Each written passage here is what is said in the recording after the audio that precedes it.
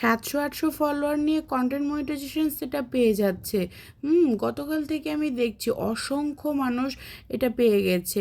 তাদের পেজের না ভিউ আছে, না কোনো কিছু আছে, না ফলোয়ার আছে, কিচ্ছু নেই।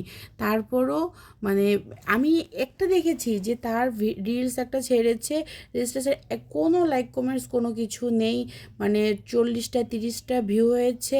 মানে আমি না বিশ্বাস করাতে পারবো না সেই মানুষটা কন্টেন্ট মনিটাইজেশন সেটা পেয়ে গেছে। মানে এটা কীভাবে সম্ভব?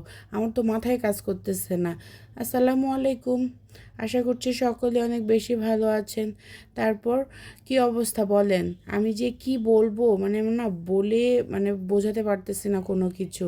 তো যাই হোক, আমি এখানে যে তার আগে বলি একটু শাক রান্না করছি, রোজায় কোনো কিছুই ভালো লাগতেছে না। ভাবলাম যে আজকে শাক ভাতি খাবো। এই শাকটা অবশ্যই একটু মাখা মাখা ঝোল হয়, এটা আমাদের উত্তরবঙ্গে মানে উত্তরবঙ্গে হয়তো সবাই খায় না, তবে আমাদের জেলায় এটা খায়। এটা দিয়ে হয়তো কোনো শুটকি ভর্তা, বা আমাদের ওদিকে আছে একটা শীতল নামে পরিচিত যে শীতল ভর্তা, বা আলুর ভর্তা, নতুন আলু থাকে না, শীতকালে এই শাকটা পাওয়া যায়। নতুন আলুর ভর্তা বা শীতল ভর্তা, এটা দিয়ে আমরা এটা খেতে খুব ভালো, মানে খুব বেশি পছন্দ করি। মানে এটা হলে আমাদের আর অন্য কোনো কিছু মানে প্রয়োজন হয় না। আর এটা আমাদের ওদিকের মানুষই বুঝবে এটার স্বাদ কেমন। তো যাই হোক, যারা খান নাই বা দেখেন নাই, যাদের ভালো লাগবে না তারা অবশ্যই স্কিপ করে যাবেন।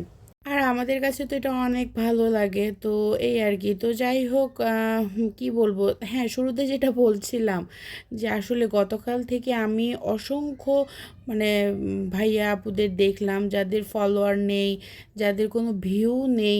মানে বিশ্বাস করবেন না, আমি স্ক্রিনশট দিয়ে রেখেছি 30টা 40টা ভিউ।